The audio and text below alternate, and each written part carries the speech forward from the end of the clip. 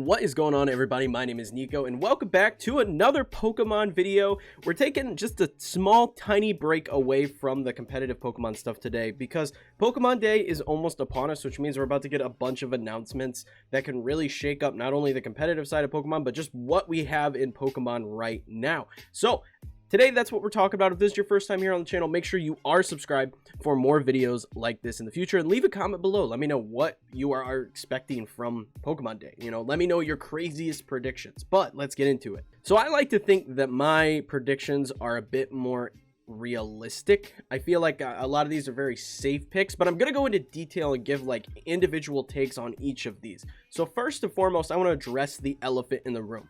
You know, at the last Nintendo Direct, they just announced that we're getting GBA functionality and Game Boy functionality on Switch Online. And I know so many people are hoping and praying that we get access to the older Pokemon games through this.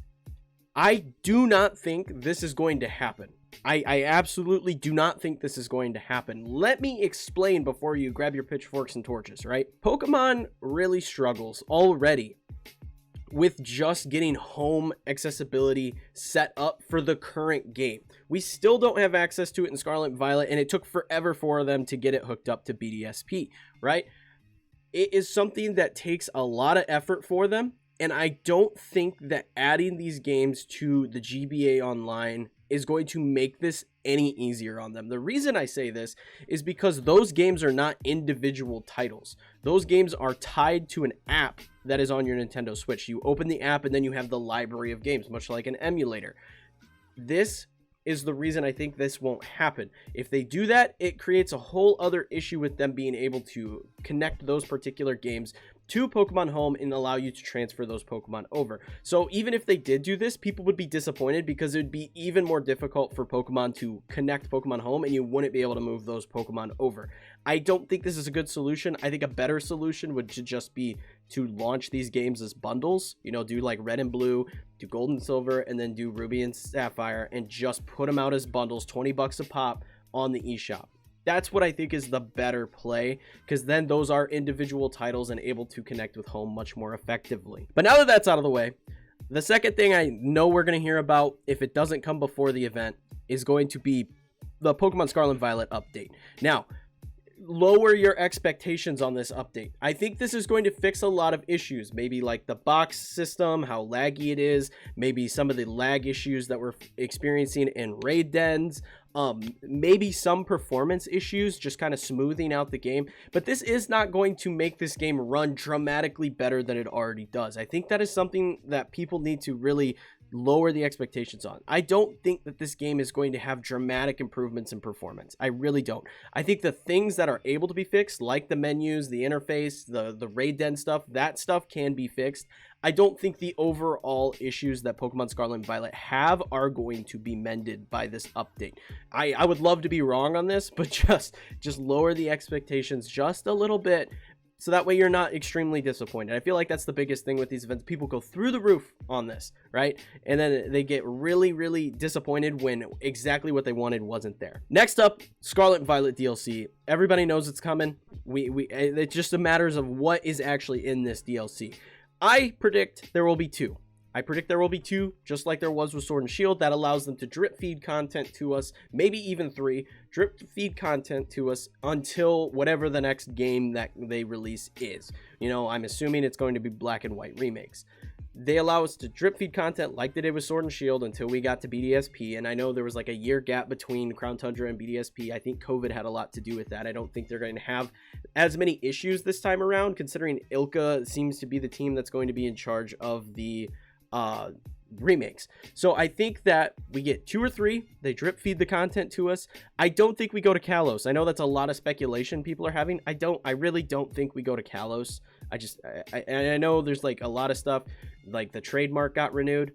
It's 10 years. They had to renew the trademark for legal purposes. Okay, the Gen 6 starters are in Scarlet and Violet. It's their time. They haven't been in the games in a while. Like, we haven't been able to use them in a really long time. It makes a lot of sense that they're in these games. So there's just things that make sense that don't necessarily indicate that we're going back to Kalos. I think personally it's going to be a continuation of the story. We're going to get a third legendary because we haven't got that yet. Like, we don't have the Eternatus of this game yet. I think that's definitely going to happen. There's going to be new Paradox Pokemon. We've already seen some leaked. I'm not going to spoil them here for people that are trying to avoid it, but we've already seen some leaked, and I think there's just going to be new Pokemon forms. I think it's going to be very similar to what we got in Pokemon Sword and Shield, just in this open world format. Next up, Pokemon Home support comes, and I'm really excited for this personally. This allows you to transfer in stuff from Pokemon Go into Scarlet and Violet, and from Pokemon Legends Arceus into Scarlet and Violet. Just, it's fantastic. Now, I don't think they're not gonna open the floodgates. It's just not how it's going to work. I know a lot of people really want that. It's not. They're going to allow you to transfer in Pokemon that are already currently available in the game. Now, I think there is a caveat to this. I think there will be a drip feed of Pokemon that are allowed to be added in because they are saving a lot of Pokemon for 7-star raids. It makes a lot of sense. There's a lot of hype. This is the only way you can get X Pokemon in Pokemon Scarlet and Violet. You have to complete the raid, and then you're able to breed a bunch of them. I don't think they want to ruin that. They have a really good thing going with it. I think what they do is they simply, here's the new Pokemon. After this raid event is over, you can now transfer it from Pokemon Home into Pokemon Scarlet and Violet. That is the likely scenario. Until then, we're going to be stuck with whatever's currently available. Maybe they allow the Hisui Pokemon in, and then we're able to, later on, once DLC gets added, add more Pokemon in through Pokemon Home. But I don't think they're going to just open the floodgates and ruin what they have going with the 7-star events that generate so much traction. And on the subject of 7-star raids, I think we get the next couple announced. Now, I don't think that both are confirmed on what we're going to be going up against. I think the first one gets confirmed. They say, oh, this is the new Terra Pokemon that'll be featured in raids at the end of this week, right? Then I think they leak another, like they did with Greninja, where they go, oh, there's this Terra type, but we don't know what the Pokemon is. And they put a big question mark on it and allow us to speculate.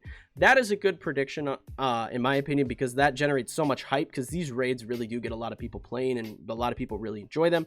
I think showing us what we have and then giving us a teaser of what's next is going to generate a lot of excitement around it. And they may even sprinkle in some other events. They've been really good about doing events. Like, we just had the Mousehold event. Now we're getting a Garchomp and Sylveon event.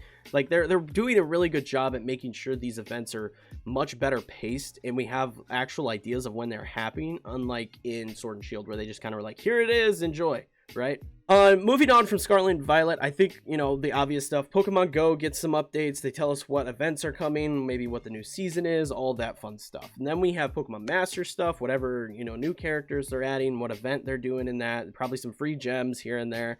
And then Pokemon Unite also is going to get some information. We already know, like, it was leaked that Zacian is going to be added to the game. I feel like they just showed, like, the catalog of characters for the rest of the year, honestly.